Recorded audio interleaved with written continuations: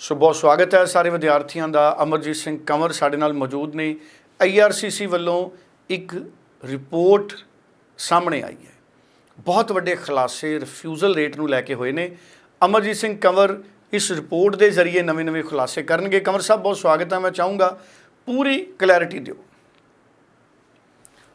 बेहद स्वागत है जी। IRCC ने एक रिपोर्ट पब्लिक की है, रिफ्यूज़ल रेट पर नए आंकड़े आए हैं।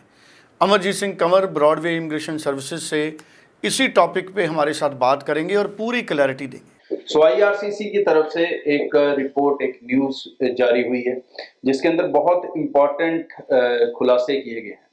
इन खुलासों में सबसे पहले तो ये बताया गया कि जो रिफ्यूज़ल रेट है वो तकरीबन IRCC डेटा के हिसाब से 61% हो चुका है डिफरेंट टाइप की एप्लीकेशंस में, और उसमें से खासकर स्टूडेंट और विजिटर वीजा को लेके इसके 61% होने या रिफ्यूज़ल के बढ़ने के कई कारण उन्होंने उसमें बताए हैं।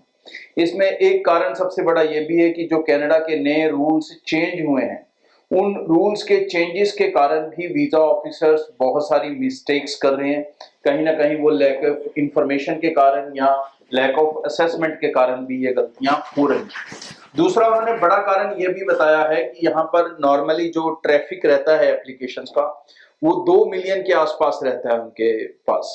मतलब 20 lakh application any time embassy के पास रहती हैं प्रोसेस के लिए, डिफरेंट कैटेगरीज की मिला के।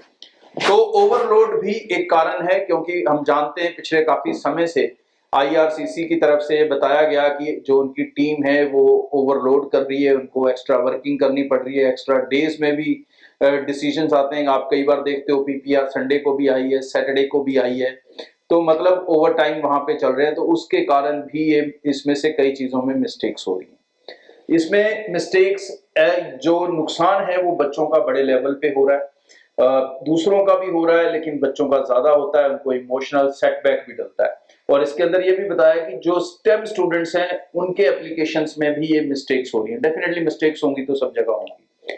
तो पहली चीज ये दोस्तों कि अगर आपका कनाडा का रिफ्यूजल आ रहा है तो उस रिफ्यूजल से एकदम घबराएं ना, अपनी फाइल को अच्छे से रीअसेस करें और रीअसेस करने के बाद उसको लॉन्च करें। लॉन्च करने के टाइम पे कुछ चीजों का खास ध्यान जरूर रखें कि आपका कोर्स जो है वो PGWP के फॉर्मेट पे आता हो, मतलब उसमें पोस्ट स्टडी वर्क वीजा आपको एलिजिबल हो। दूसरी चीज, आपका फाइनेंशियल पार्ट अच्छे से स्ट्रांग हो और अच्छे से मेंशन्ड हो। बहुत सारे लोग उसको SOP के अंदर मेंशन्ड नहीं कर रहे हैं डिटेल के अंदर, और डॉक्यूमेंट्स जो है अलग अलग जगह अपलोड कर देते हैं या साथ में कर देते हैं। तो भाई मिक्स करके मत करो चीजों को, जितना हाईलाइटेड रखोगे, सेपरेट रखोगे, उतना वीजा ऑफिसर का अच्छे से उसके ऊपर ध्यान जा पाएगा।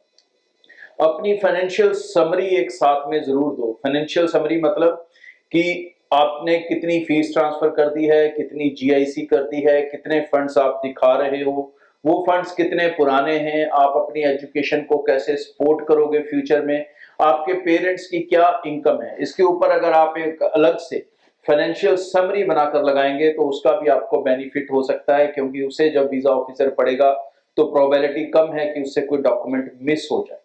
तो चीजों को हाईलाइट करना होगा, क्योंकि बंडल ऑफ इंफॉर्मेशन के फॉर्म्स भरे हो जाते हैं, एजुकेशन के, फाइनेंस के, दूसरे सब डॉक्यूमेंट्स हम लगाते हैं, तो उसमें से कोई ना कोई डॉक्यूमेंट कभी मिस भी हो सकता है। लेकिन अगर हमने एक फाइनेंशियल समरी एक पेज के अंदर डिफाइन की होगी तो वीजा ऑफिसर मेरे ख्याल से उसको थोड़ा ज्यादा हेल्प होगा उसमें डिसीजन लेने में, या डॉक्यूमेंट मिस ना हो, इसके ऊपर उसको काफी बेनिफिट हो सकता है। तो ये एक नया डॉक्यूमेंट साथ में जरूर ऐड कर लें जो आपको हेल्प आउट कर सकता है। और कनाडा के अंदर डेफिनेटली सेटबैक्स देखने वाले स्टूडेंट्स को मैं बता दूं कि स्टेम स्टूडेंट्स को सेटबैक देने का उनका मकसद बहुत कम है।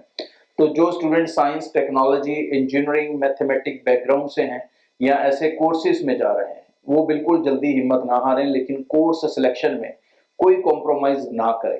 कनाडा के अंदर ये आपको एक बड़ी प्रॉब्लम आएगी कि आपका एजुकेशन का जो कोर्स आपने ऑप्ट किया है वो एक बढ़िया कोर्स होना चाहिए, और उसको आप अच्छे से डिफेंसिवली SOP के अंदर मेंशन भी करो कि क्यों वो कोर्स लिया है, क्यों वो इंडिया में आपने नहीं किया। ये सब चीजों को आपको बहुत ध्यान देना होगा अगर आप चाहते हो कि कनाडा के अंदर आपको सक्सेस रेट मिल सके। सो बहुत बहुत धन्यवाद जी। ਸਾਡੇ ਨਾਲ ब्रॉडवे इमिग्रेशन सर्विसेज ਦੇ चीफ अमरजीत सिंह कंवर मौजूद सी, ਜਿਹੜੇ कि मन्ने परमन्ने स्टूडेंट वीज़ा एडवाइज़र ने।